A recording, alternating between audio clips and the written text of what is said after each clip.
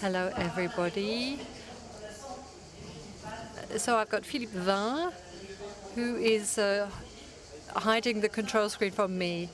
These seats are very comfortable, which is dangerous after such a delicious lunch. Anyway, thanks for coming. There are very many of you here. We've got a panel discussion now on a very delicate discussion, a complex subject. Maybe we can find a solution. Well, they will try and find a solution, perhaps with Françoise BENHAMOU, who is the president of the Cercle des Economistes, who's going to say why we should be asking this question. Is France too divided to unite? Then we'll be hearing from Michel BARNIER, who you are familiar with, former Prime Minister, who has written a book that's just been published. So it's the price of view. So we'll see whether there are any solutions, and we'll see what the future program is according to him. Then we have Tony Estanguet, who was the president of the 2024 Olympic Games. He's the only one who manages to unite us. So we'll see what his recipe is.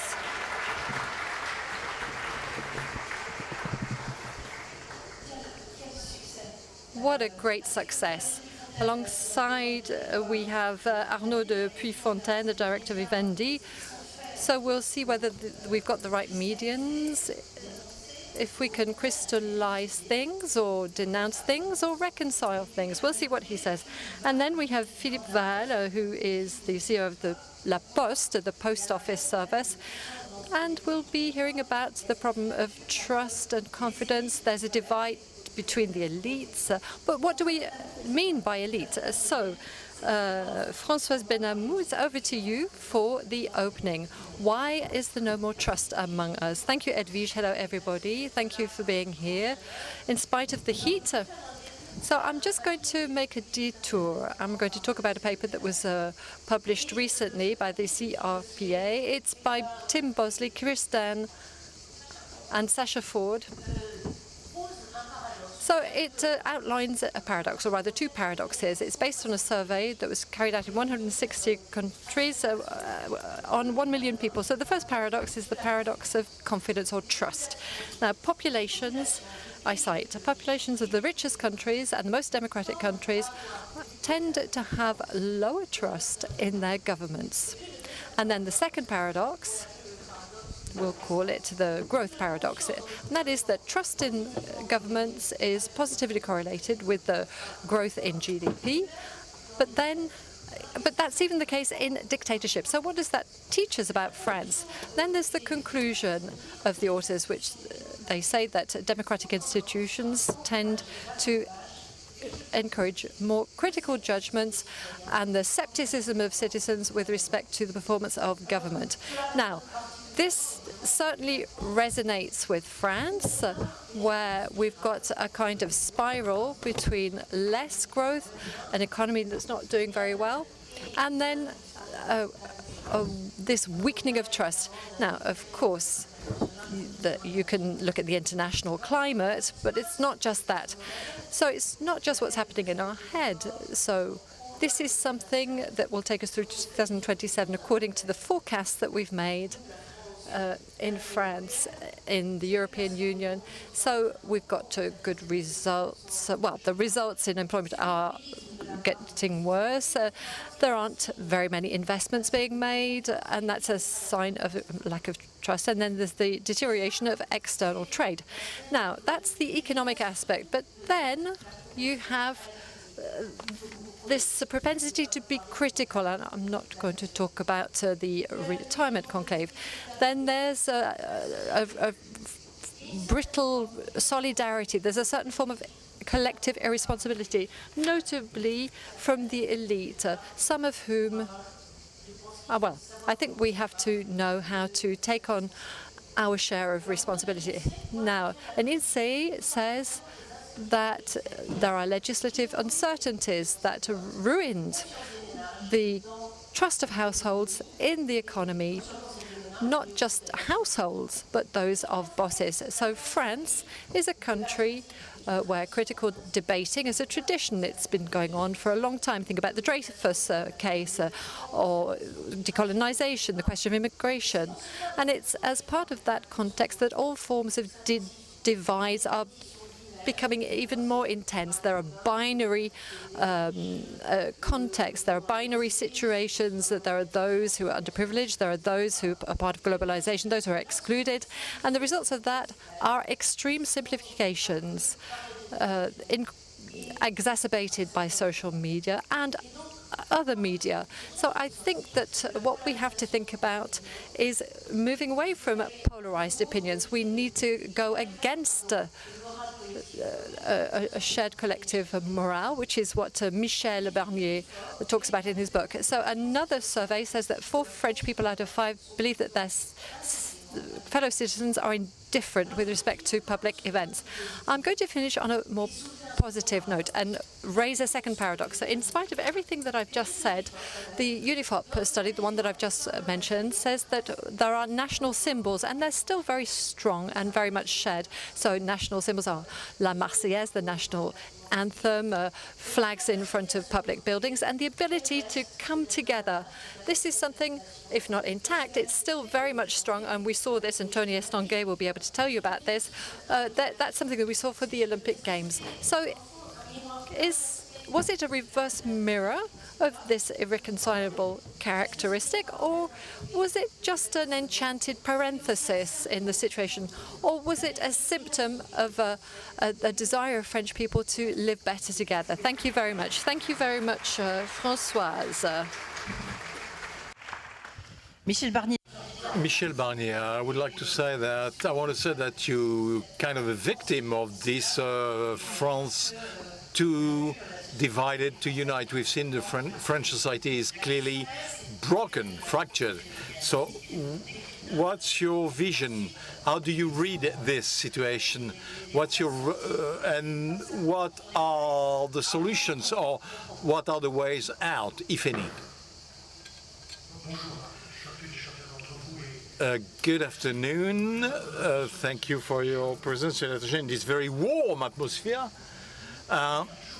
I always thought that Jean Hervé, the rencontres économiques were very bold en rencontre, but I think it's very bold to start this discussion on the France, divided France, by interviewing a political leader or a non-politician, because if there is one feeling where France cannot be reconciled, or politicians cannot agree except to vote a censorship of a government, it's the political realm. But I will react to this to tell you my feelings.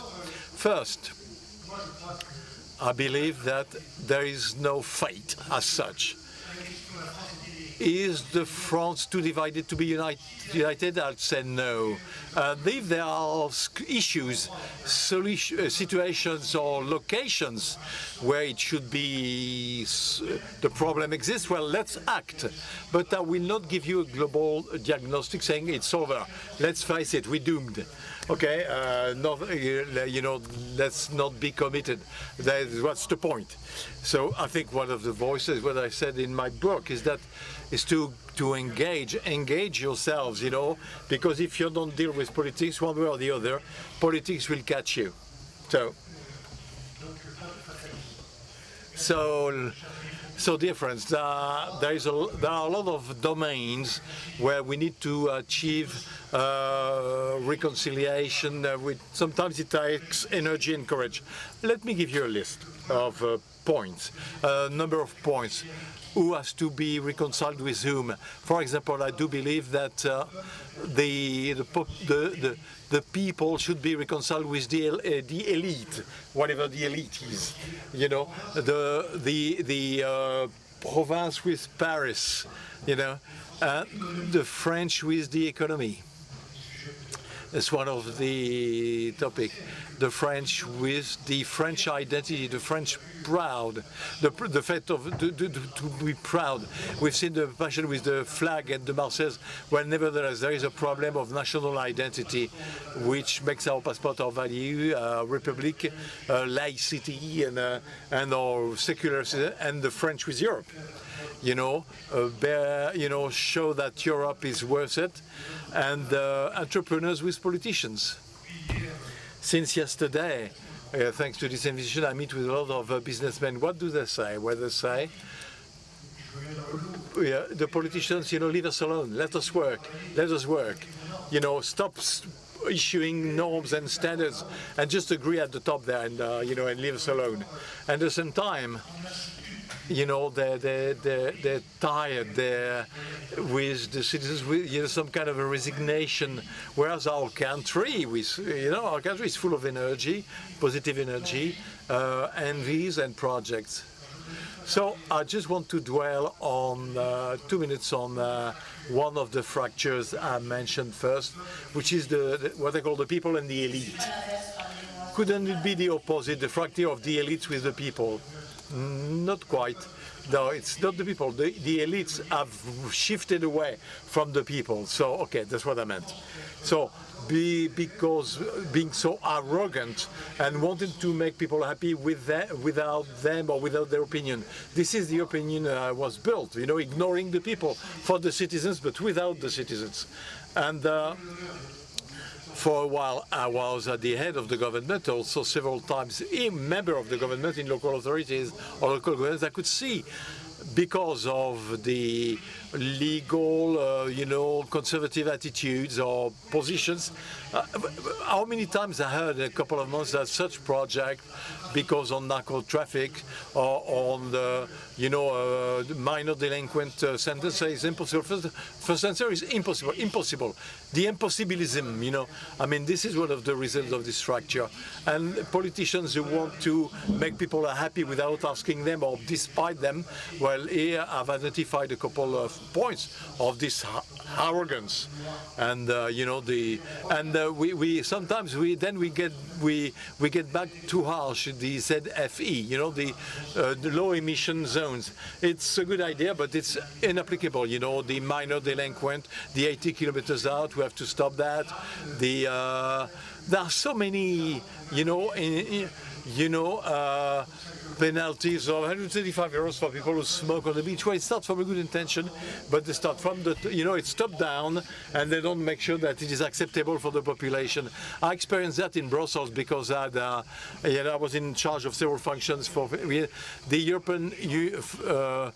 The European Union is full of very competent people, but in Brussels, like in Paris, when the technocrats take over, is that politicians have left power and abandoned power. And in Brussels, when you don't agree with something, Mrs. CHEVRILLON, civil servants say, or the commissioners they say, you did not understand what I meant. Let me explain again. And if you don't understand the second time, I will explain the third time. This is how you create distance between people and the elites, or the elites and the people. And I do believe that there is a path urgently, because we getting to a Trumpist situation. Something unpleasantly unlikely could happen, So this is what happened with the Brexit. But because you're not listening to the people, don't mix populism and people's feeling, rupture happens. So when I think there is a path in which politicians like me are not the only individuals concerned. So, okay, just one second to say, let me finish that a top manager like Arnaud or public service like Philippe, well,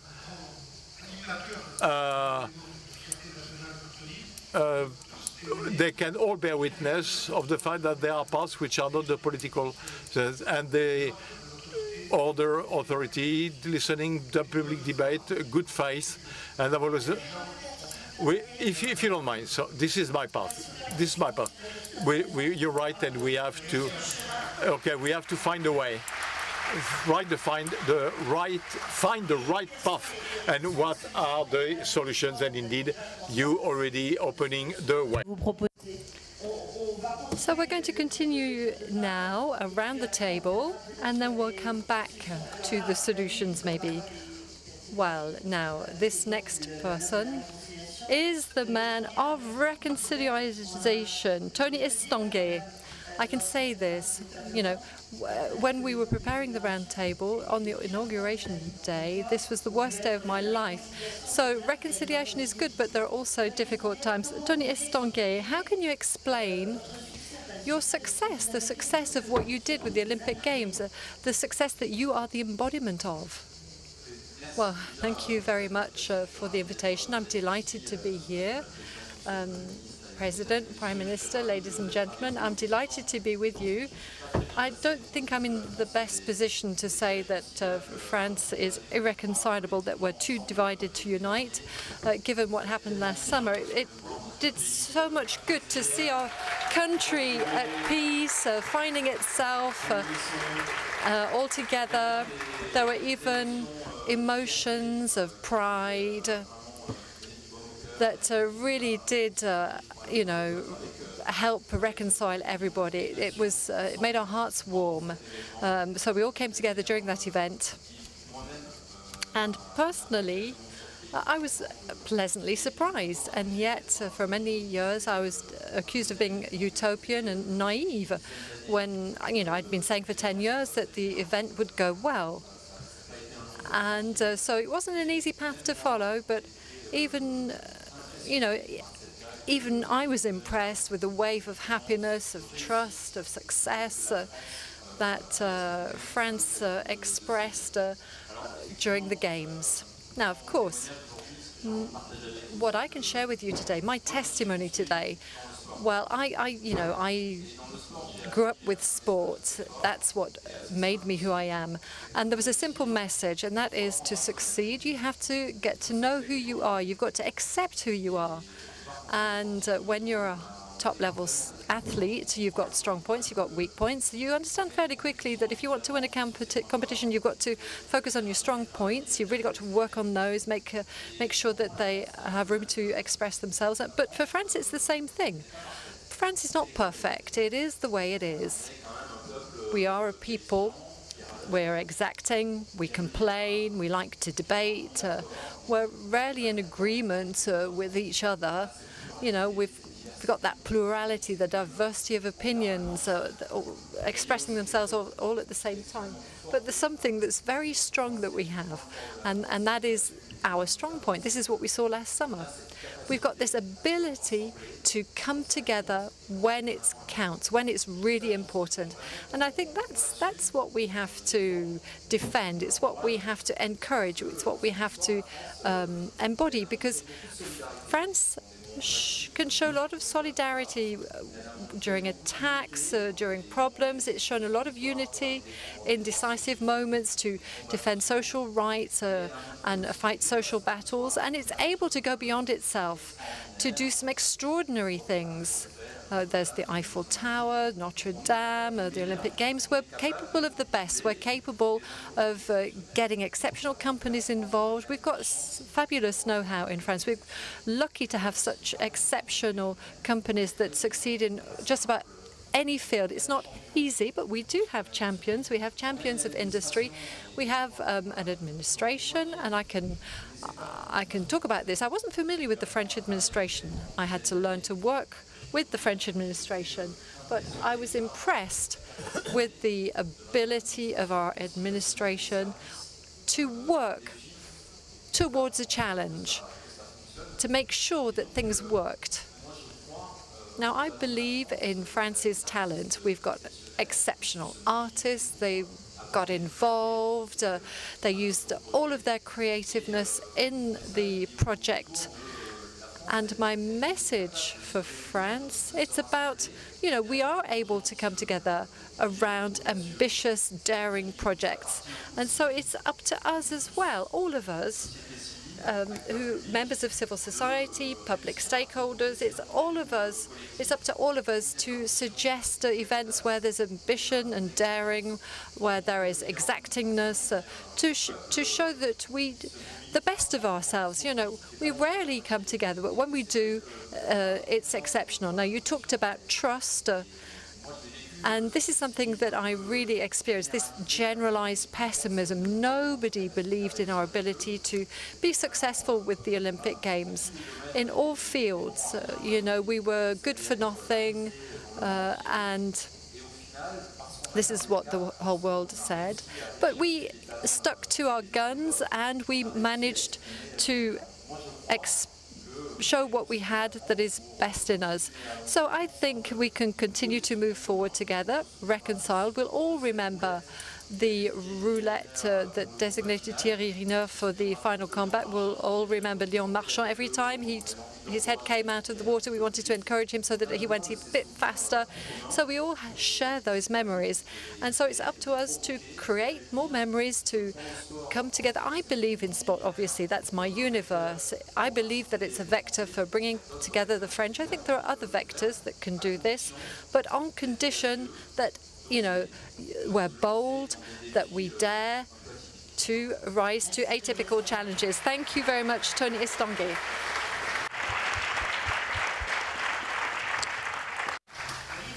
See, you're right. We all need a bit of optimism and reconciliation. Anyway, they take time to upload you anyway, just despite the heat. So you're probably right, but it's a positive point. Now, Arnaud PUYFONTAINE, director of Vivendi. This is a major media group.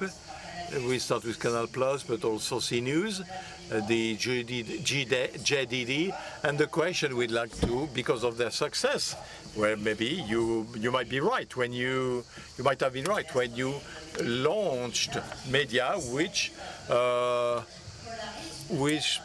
tend to focus or to focus on some topics and they divide, but could they lead us to reconciliation? How do you react when they said that you increasing divisions in French society?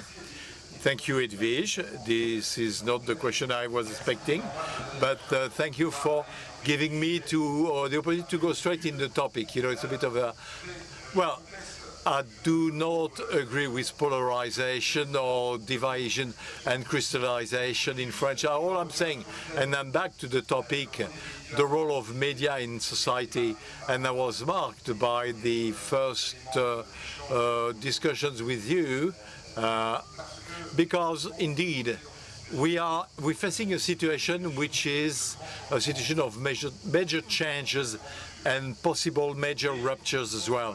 And I think we do face a problem, the problem that we have to solve.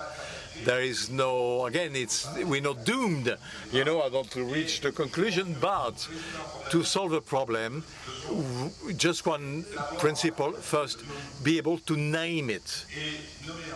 To name a problem is to make sure that then you can discuss the reality of things, the reality of views and opinions, the reality of what is going on in a country, with the ability to, you can create an environment that makes it possible to debate and to exchange and to talk.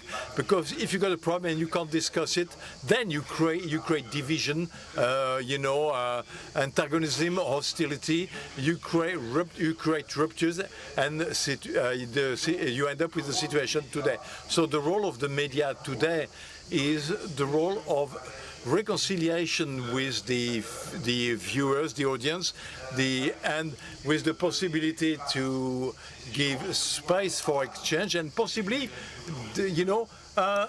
take any basis of information today. You got between 32 and 37% of French people who do not trust the media. It's huge.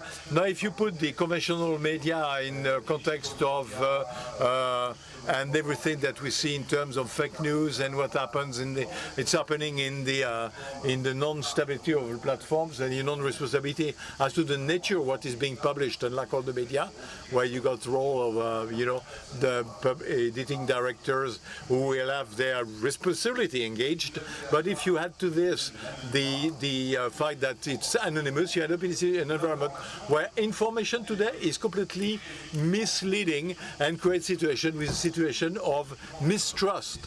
And therefore, this is why we have to do the sourcing information, the ability to make sure that we can identify what is being published. Second thing, well, I love France, but I love Italy as well. And there is a political thinker called Gramsci. Gramsci, who didn't think that I would mention Gramsci, but nevertheless, he used to say a thing which was essential. The struggle starts with ideas, and then it's the political. And I think today the ability to be able to give perspectives, and I take the words of Michel Barnier, which are essential to restore trust, confidence, and to have a project that we believe in, and then people who will implement the project and who can be followed, leaders, through leaders, and who could be followed with trust. And I said, trust, and confidence. It is essential today. The media are responsible, that is, they should be able to open the discussion.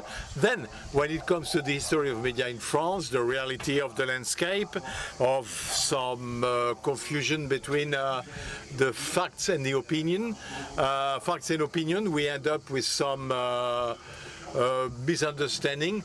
The group I'm leading, which I've been working for about 10 years, has undergone a lot of changes, but there are certain of brands which were not in a good shape. ITV at the time was losing a fortune. Is that there was a project which became C News, with the result, and today is the first news channel information.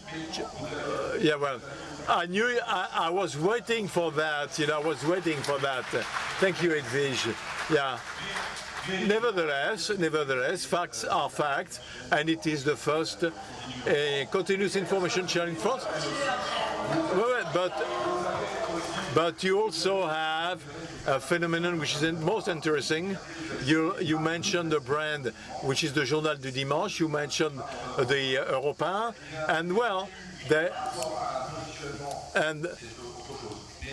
anyway, there's never been such a reactivity in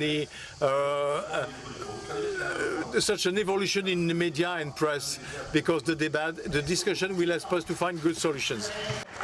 Il les déteste. You're right. Now, Philippe, I'm going to give you the floor. Let me just have Michel Barnier's reaction. When Arnaud de PUYFONTAINE says it's important to name things, personally I think he's right, and so often we don't put a name to things, often we put them under the carpet or we on the back burner. Do you agree with that? Yes, absolutely. I think that, people are intelligent, more so than certain politicians believe. This is something that I learned when I was a Prime Minister. I said things, I wanted to say things, and people understood. But, of course, it's important to have time, and we don't always have enough time to implement what we want to do based on truth. But respect of citizens is important, and it's important to say things and put a name on things. So Philippe WAHL, President of the Post Office Service, you were involved in reconciling people for many, many years as part of the Post Office. At the same time, you're struck by this society that is fragmented and divided. What is your analysis of this France? Is it too divided to unite or not? Yes, I don't agree with the diagnosis. I don't think that France is too divided to unite. France is fragmented, it's divided, it's lacking trust, it's lost, but it's nothing that cannot be reconciled. The second thing is I don't want us to say that we can't change anything about our country. That's not true. France is changing before our eyes, thanks to policies, because we give it, in contradictory orders all the time, and politicians are guardians. Policies are guardians of our contradictions and our fears.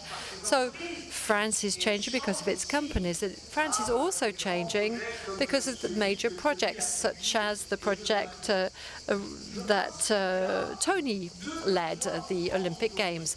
I think France, well, first of all, we need projects, but not just political projects. These projects have to meet the needs of society. And I think that we need collective pride. Because at the end of the day, one of the big successes of the Olympic Games was that collective pride. The pride of coming together, the pride of the Marseillaise national anthem, the golden medals, and the fact that people described our country as disorganized, but the organization was perfect. It was better than a Swiss clock, better than a Japanese ceremony. So yes, we are lacking collective pride. So as the head of a company, the only question that we should ask is how can we produce collective pride? Well, I think that we produce collective pride when we focus on the current issues, the ones that, are important. What are they? Education, first of all. Education is the central question for society. And Prime Minister, you tried to find a solution. Our country is not in a good position when it comes to our education system. We're all confronted with artificial intelligence as well, with a new language. And education is a central project for our country. We need to focus on it. The second major subject, often we don't see this, that is aging. Often we don't want to see it. Aging, it's an anthropological tsunami in the wings. Think about 2022. Think about 100,000 centenaries in 2025. So I'm in a good place to say this. Ecology and climate are other issues. I can't trust a country that brings together 500 people, major adults, at 40 degrees to talk about whether the country is too divided to unite or not. I don't agree with that. Clearly not. So 3 projects that need to be built by society. It's not just about handing over the hot potato. That's not what we should be doing. We should rise to the 3 challenges: education, aging, and ecology, with a simple method, and that is the method used by Tony, because we were partners of the Olympic Games. So you sit down and you listen. You start by listening to people, listening to stakeholders, but really listening, not listening in a distracted way or listening while looking at your phone. You listen to what people have to say, and Prime Minister insisted on that idea of how important it is to listen. Then, of course, we have to bring forth things that make us work together, and then we get down to work, because the idea is to produce pride. And if you can go up in the PISA classification, if we can provide solutions for the senior members of our population before there are too many terrible things that happen, and if in spite of Trump we can work on decarbonation, then we will produce that thing that is essential, that thing that is the cement of France, and that is collective pride. We have to be proud. But, we've got to roll our sleeves up and straight away.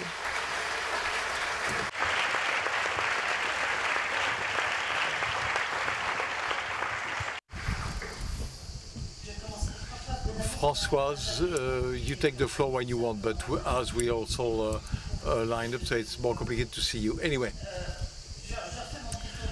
back on track. Michel Barnier, do you think, truly, honestly, it is the lack of political decision that has led to this situation?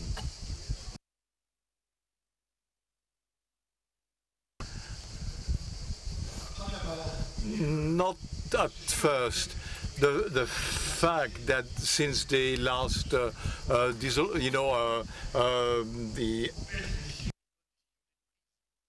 dissolution of the parliament, which is absurd, I mean, we can't make any political decisions now. But I think that the first reason, in fact, as said by Philippe and Tony, no, is the project. I don't want to be like a veteran, more modestly, I did something which is very much like the Winter Olympic Games in '92 with Kili and with... What did I understand then? we all face problems in a department, in a region, in a family, a business. If we push the horizon, and people around us, the business, the country, the region, see something in the horizon when they look up, well, it's always easier to solve problems. This is what I observe. So do not remove the problem. We don't erase the problems. You don't wave a magic wand. You define a new perspective. Second thing, as you saw, Tony, with the 45,000 voluntary employees, they were proud, thousands of people, 8,000 in Albertville, 45,000 in Paris. They come from all over France. They have different ideas. They have, different jobs, and spend time together. They all these people, there could be a couple of them, who had this feeling, the pride to improve themselves, to progress themselves by being involved in a collective project. This is what I observe, and this is what you have to recreate. So what is collective project in the domains mentioned, or possibly more globally? I do believe that our country has the ability, the energies, the businesses, research, to have the ambition to be the first European power within 10, 15 years. But then we have to deliver, but we need ambitions.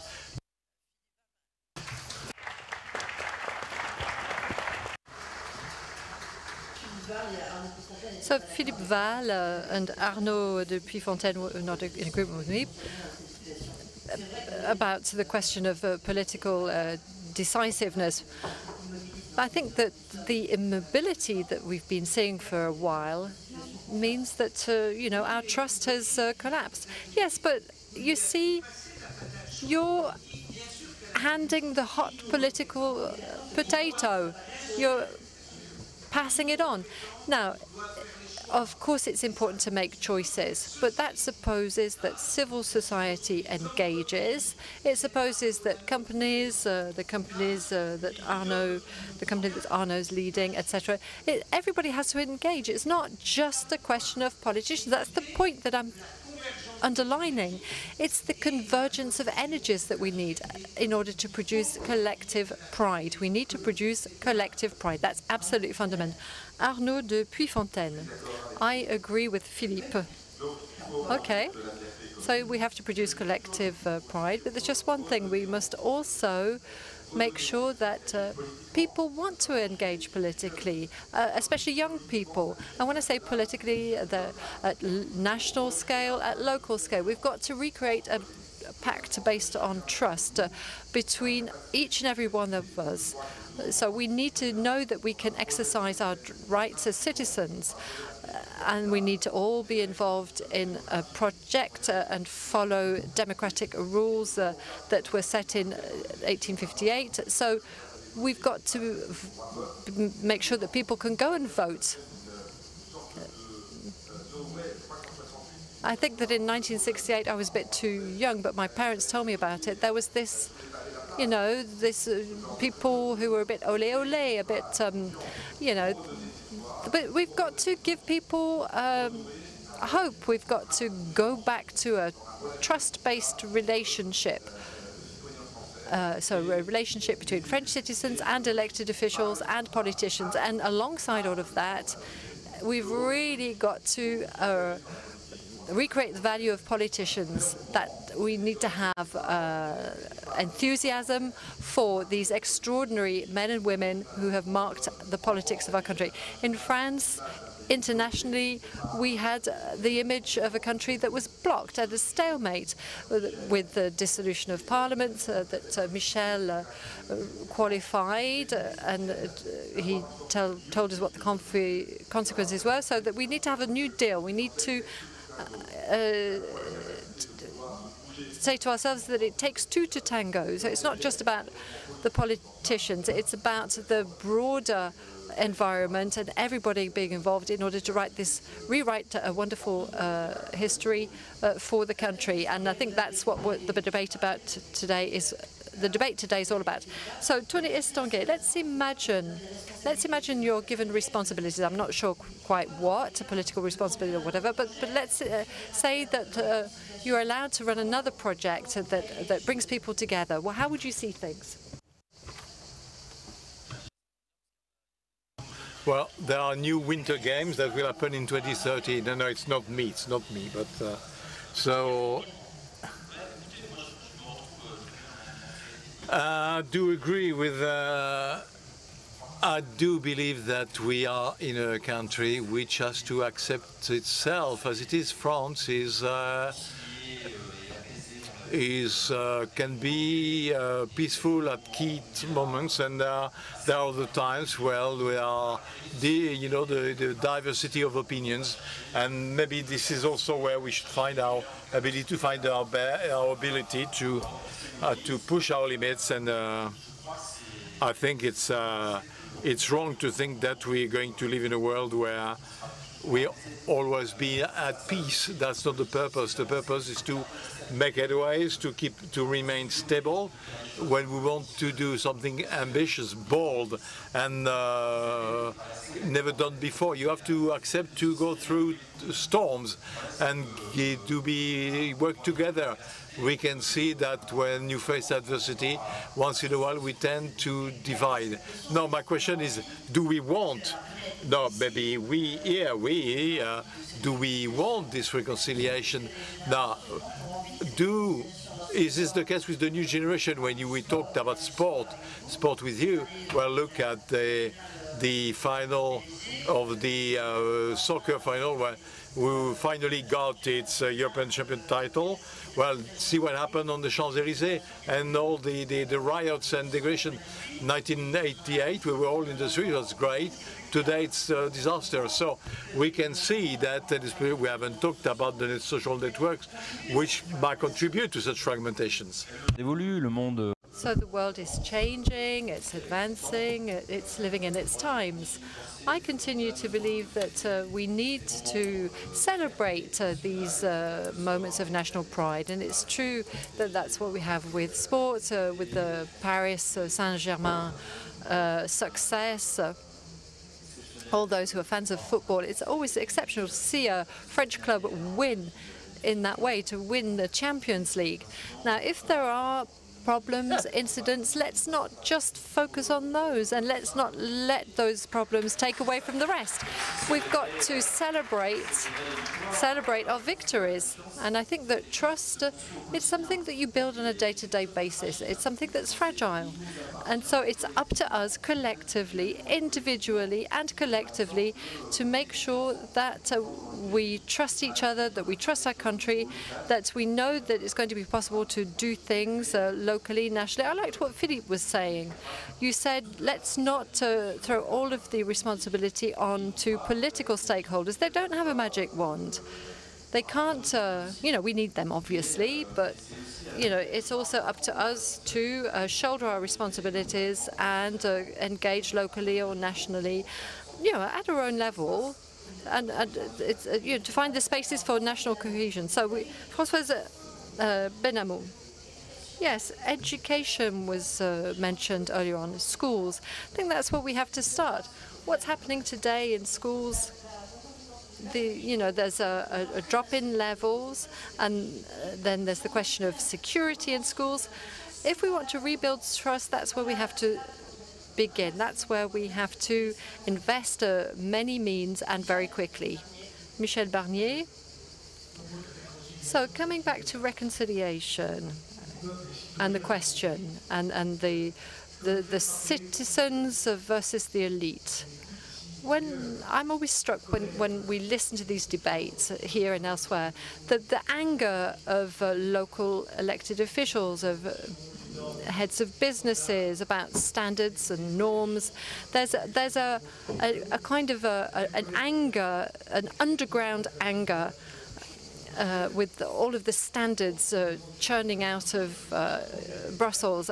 And that leads to stalemates, it leads to protestations, it leads to revolts. And all of a sudden, the politicians turn heel and go backwards. There is a democratic problem. And I think that if we talk about methods, we've talked about projects, we've talked about collective pride, but there's also the question of sharing emotions. We have that with sport and culture. We need to change methods. Politicians, and I'm a politician, we need to be humbler. We need to really listen, and we need to create spaces for discussion and allow for more time for voting in laws, and so that these laws can be applied, well, accepted and then applied. So I was talking about the reconciliation of the society. I was talking about Brussels. So there needs to be a change in methods. So coming back to violence, we need, people are saying we need order and authority, but on top of all of that, we need spaces to be created. So we need spaces for discussion and public debate that is sincere. Philippe Duval. We face an issue which is a transformation. Tony said it, the world is changing. How do we adapt ourselves to this world? You see, we're trying to come up with a method. We name the problem. Let's name the problems. Where's the problem? Well, we did it at La Poste. The problem was that our job, historical job, is basically disappearing, okay? Disappearing, there won't be any postman or postwoman. So how do you deal with that and your employers, and you accept the reality and you enter a transformation process? And because I want to talk too much about La Poste, but just I worked with him for 10 years, he sits down, he looks at the problems, he tries to align the behaviors, he checks that everybody goes in the same direction, and at the end, sorry, but as a leader, he does what he says. This is one of the problems in the running of major organizations. Leaders say something and they do something else. Throughout this campaign, he showed that he remains an athlete. He was very fit throughout the years. Well, he did not drive a Porsche Cayenne on diesel. He showed true stringency in his work, and this is part of trust. It contributes to trust. If we want to run change, if you want to be a leader of change, you have to be in line with change. We have to align the behaviors to produce collective pride.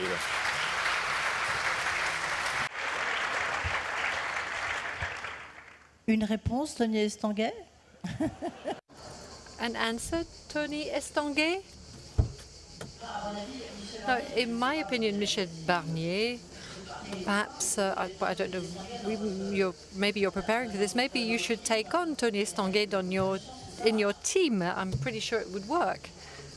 Which team are you talking about? I don't know. I was just saying, we can talk about football teams, but why not talk about presidential teams? Well, I hadn't thought about that. Tony, he's part of the France team anyway. He's been part of the France team for many, many years. So, Philippe, you're saying that you're talking about leaders, not just politicians. I would like to add to what you said. It's important to decide and then, do what you say you're going to do. So we hear about how urgent it is to communicate. So ministers make announcements about things, and then there's no follow-up.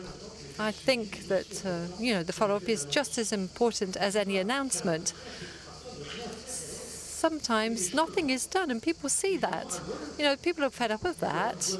They can see quite well that, there's a lot of talk, but nothing's happening. And some things are announced that just cannot be applied. So that's another problem, making it a dual problem. So, Arnaud de PUYFONTAINE, a comment? Well, In the south of Toulouse, near Saint-Gaudens, there is an expression which says, you know, if you talk too much, you do little. So let's become a rule so that you illustrate the point made by Michel Barnier. Word of conclusion, or Fontaine, possibly, will try to have solutions to end on a positive note. If there is one remedy, one solution, what would it be? As I said early on, to have a true project that people want to achieve, that will federate people, to pull people, name the reality of problems that we need to solve, and find elements which are essential when it comes to the durability of a society, regalian issues, give back value to the work, to national education, environment of businesses, and the community in the strong meaning of the word, and to be able to valorize the notion of merit, and with a clear project and the leadership to lead it. I think this should enable us to find solutions to the problems we face. I want to be optimistic.